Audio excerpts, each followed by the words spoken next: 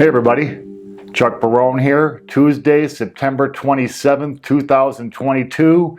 Lots of important stuff to talk about today. What a crazy day it was, guys. As always, I just want to thank everybody for being here, for supporting the videos and the show. You guys are the best, man. We appreciate you. In the markets today, not a great day, man. This market has some dark clouds over it right now. The stock market actually mixed, with the Dow and the S&P both down small today. The NASDAQ managed to squeeze out a gain. It looked like the market was going to have a little bit of a bear market rally early. Kind of petered out there. Made a little run at breaking through to positive territory again at the end. Failed. Ended down small. The markets, I think that reality is setting in, guys. And we had some earnings today from Coca-Cola and McDonald's. Come in pretty crummy. These are companies that are real bellwethers because, let's face it, guys, Coca-Cola and McDonald's are not rich people companies, right?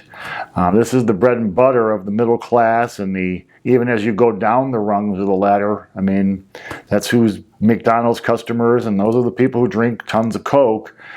So when their earnings are going down, that tells you right there the middle class and the rungs below the middle class are having some economic difficulty.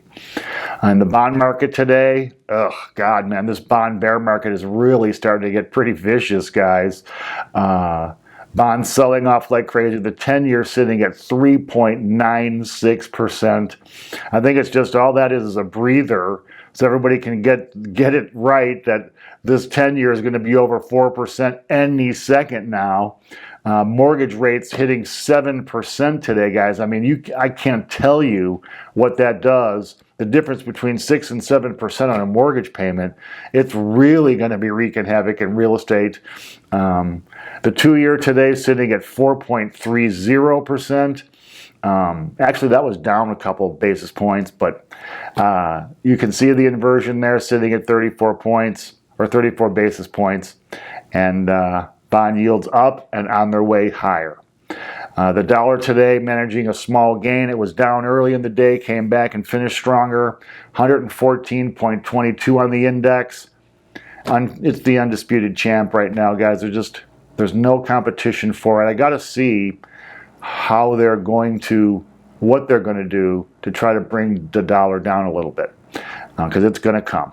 Metals today up small for gold at $16.2940 last I saw. Silver at $18.30 last I saw. With the dollar being where it is, and I say this almost every day, with the dollar having so much strength, there's just not a lot of room to maneuver for metals. As I've explained to you guys a lot, the metals seem to move inversely to the strength of the dollar. So as the dollar strengthens, metals weaken. As the dollar weakens, metals strengthen. You've heard that from me before. So with the dollar sitting at 114 on the index, not much room to make gains for metals. Now, oil up today, but a meaningless gain really to $78.53 per barrel for West Texas Intermediate. Oil was kind of in a trough between 80 and 85. Then it went down, it had a pretty big hit toward the end of last week. Now it's kind of creeping back up toward that trough again. But it's just, oil is where it is. It hasn't moved much. The only thing moving is the price at the pump, which is on its way back up again, go figure. Natural gas today, down again, which was surprising to me, sitting at 6.69 for their million British thermal units, down almost 3% today.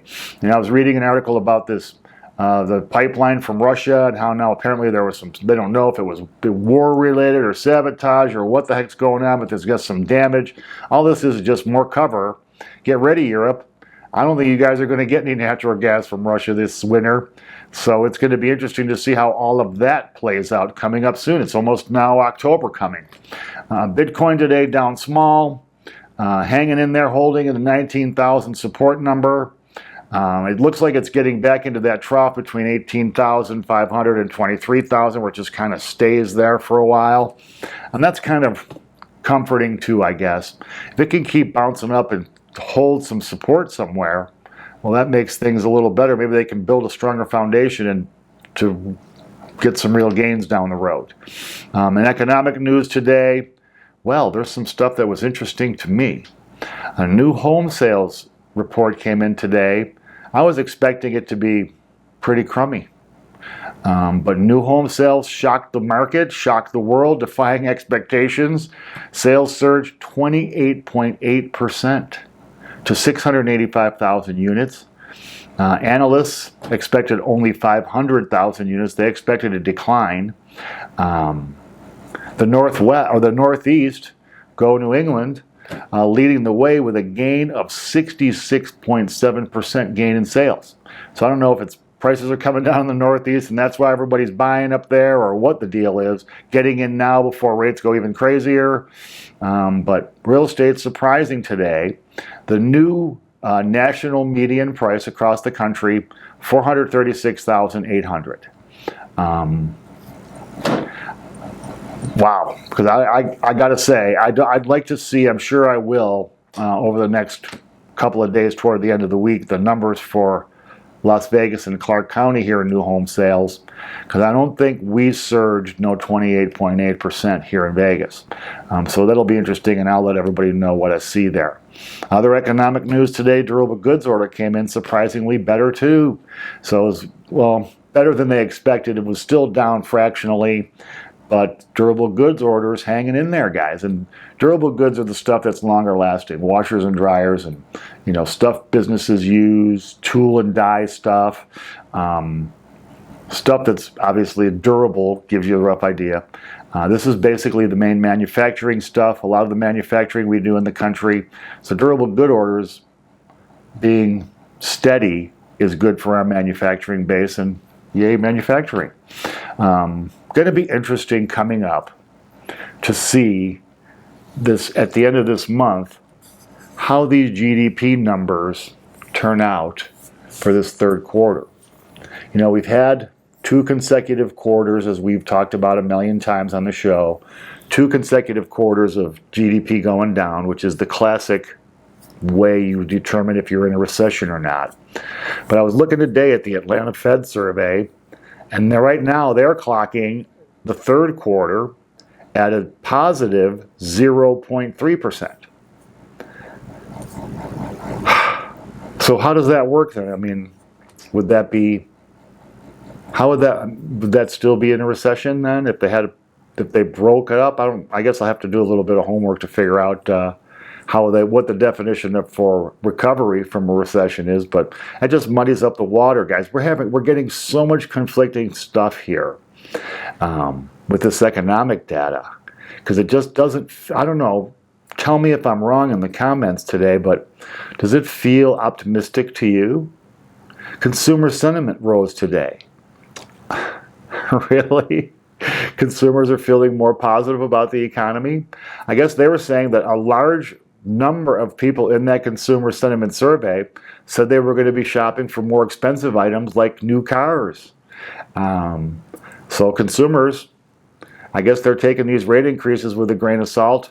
Maybe when they see what a new car payment looks like at, you know, these new rates, that'll change their mind. But very interesting world we're living in here, where it's just like my head wants to explode, because I would think, now, you know, I guess I think that people think like I do, but with seeing everything that's happening here, listening to shows like this one and others, you know, getting an understanding of where this country is right now, this is all mind-blowing to me. I mean, how could new home sales be up when rates are what they are? I mean, how could that be? How the manufacturing's going great in the country, where the GDP is growing right now, and then you conflict that with Coke and McDonald's come out with crappy earnings. So it's like conflicting messages designed, I think, to confuse, especially the way, you know how they say it's all in the presentation, right? There's a piece of jewelry, and then there's a piece of jewelry that comes in a Tiffany box. It makes a big difference, I guess, right? But anyway, confusion reigning in the markets and everywhere around the country and world right now. And then to top it off, I was giggling at this morning.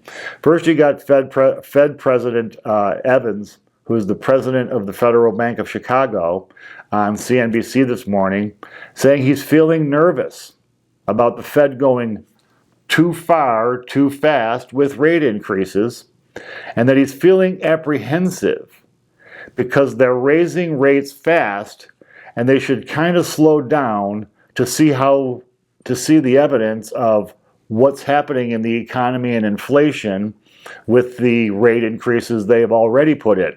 Now, this guy is a known dove. He's a known guy who wants to keep rates low and spur the economy.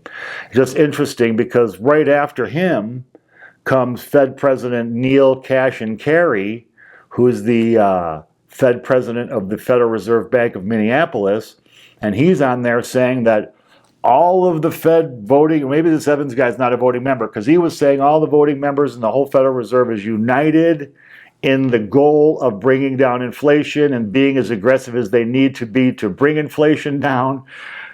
Okay, so which is it, guys? Are we feeling apprehensive? Are we, maybe going too far too fast? Or are we united that we're going to keep doing what we have to do, being aggressive about fighting inflation? Just more foggy, misty, can't see things clearly stuff, right? Now today's topic, what I want to talk to you guys about today, is just how crazy things are right now in this world. Okay, so right now we know we have inflation. We know the central banks around the world are raising rates and doing what, at least faux, right, putting on the appearance of doing what they have to do to fight inflation. Now, at the same time, you got national governments, U.S., Great Britain, throughout Europe,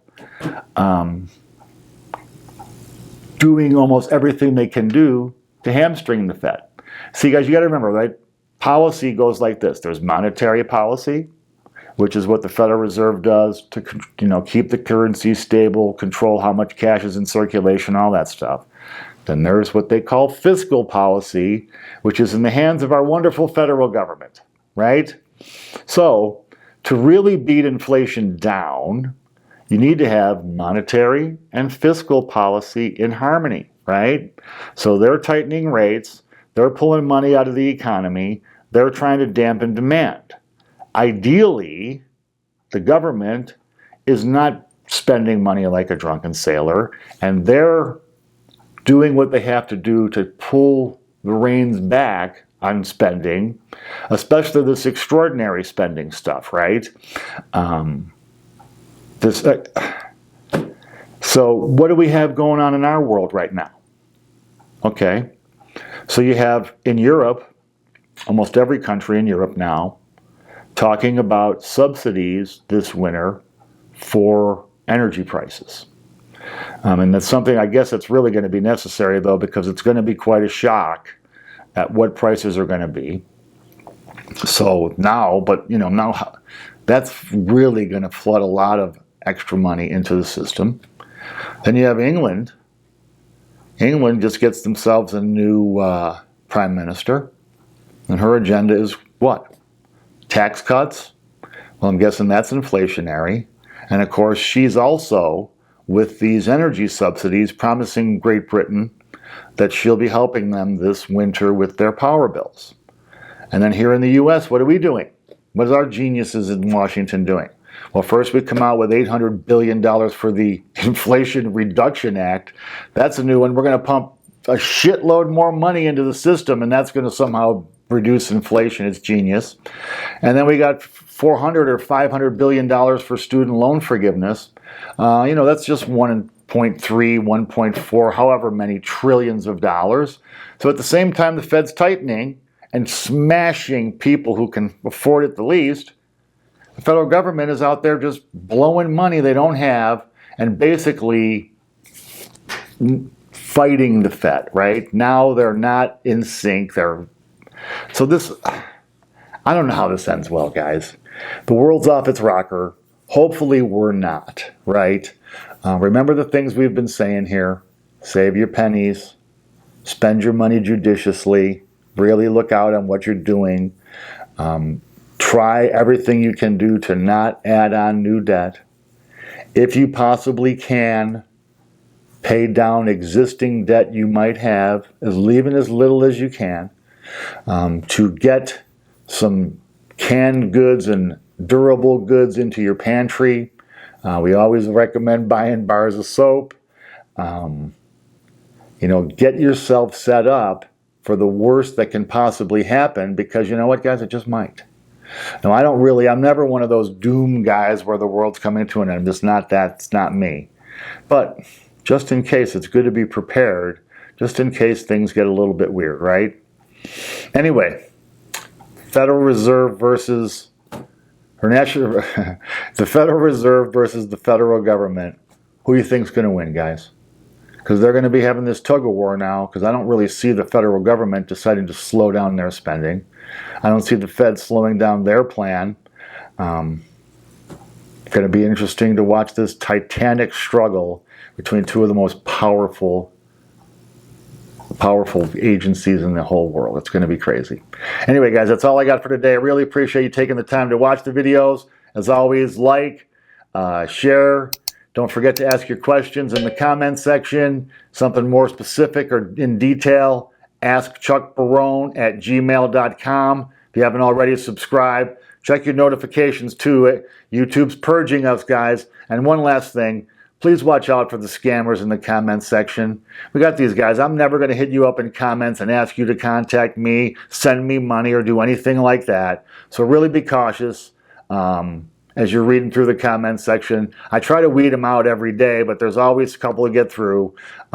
Anyway, guys, that's all we got for the day. Tomorrow's another big day. Till we talk then, take care. Thanks.